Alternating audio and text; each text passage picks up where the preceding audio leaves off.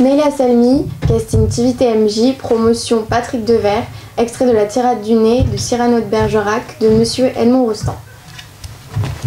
Ah non, c'est un peu court, jeune homme. On pouvait dire « Oh Dieu, bien des choses en somme ». En variant un peu le ton. Par exemple, tenez, agressif. « Moi, monsieur, si j'avais un tel nez, il faudrait sur le champ que je me l'amputasse. » Amical. Il doit tremper dans votre tasse. Pour boire, faites-vous fabriquer un nappe. Descriptif. C'est un roc, c'est un pic, c'est un cap. Que dis-je, c'est un cap? C'est une péninsule. Curieux. De quoi sert cette oblongue capsule? D'écritoire, monsieur, ou de boîte à ciseaux? Gracieux. Aimez-vous tant à ce point les oiseaux que paternellement vous vous préoccupâtes de tendre ce perchoir à leurs petites pattes? Truculent.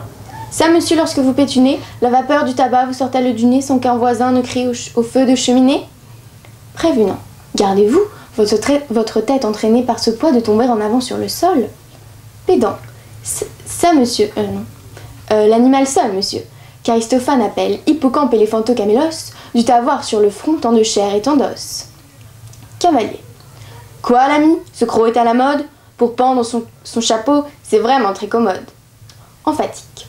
Aucun vent ne peut, n'est magistral, t'enrhumer tout entier, excepté le Mistral. Dramatique. C'est la mer rouge quand il saigne. Admiratif. Pour un parfumeur, quelle enseigne. Lyrique. Est-ce une conque? Êtes-vous un triton? Naïf. Ce monument, quand le visite-t-on? Respectueux. Souffrez, monsieur, qu'on vous salue. C'est ce qui s'appelle avoir pignon sur rue. Campagnard. Hé Hervé! C'est tiens né, nana? Est-ce ben quelque navigeant ou ben quelque melon nain? Militaire. Pointé contre cavalerie. Pratique. Voulez-vous le mettre en loterie? Assurément, monsieur, ce serait le gros lot. Enfin, parodiant Pyramide d'un sanglot, le voilà donc ce nez qui des traits de son maître a détruit l'harmonie. Il en rougit, le traître. Voilà ce qu'à peu près, monsieur, vous m'auriez dit, si vous aviez eu un peu de lettres et d'esprit. Mais d'esprit, oh, le plus lamentable des êtres, vous n'en eûtes jamais un atome. Et de lettres, vous n'avez que les trois qui forment le mot sot. Eussiez-vous eu d'ailleurs l'invention qu'il faut pour pouvoir là, devant ces nobles galeries, me servir toutes ces folles plaisanteries, que vous n'en eussiez pas articulé le quart de la moitié du commencement d'une, car je me les sers moi-même, et avec assez de verve. Mais je n'accepte pas qu'un autre me les serve. Regarde, Louison, toujours avec Valentin. Non mais qu'est-ce qu'elle lui trouve?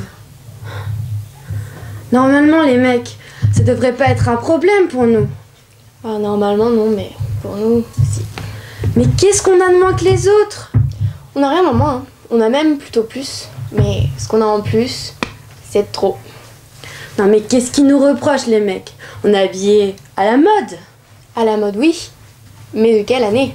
Non mais l'apparence, ça compte pas. Un mec, il juge pas là-dessus. C'est plus intelligent que ça, non? Ouais. Enfin, n'empêche que l'autre jour en boîte, il n'y en a pas un qui t'a adressé la parole. Dimanche, quand j'avais mis ma belle tenue? Oui, celle en velours orange avec ta chemise à jabot et tes chaussures à haut talons. Bah évidemment, c'était une soirée à thème. Un peu carnaval, quoi. Les mecs, ils venaient pas me parler. Parce qu'ils étaient impressionnés. Faut dire que t'étais impressionnante. Et toi?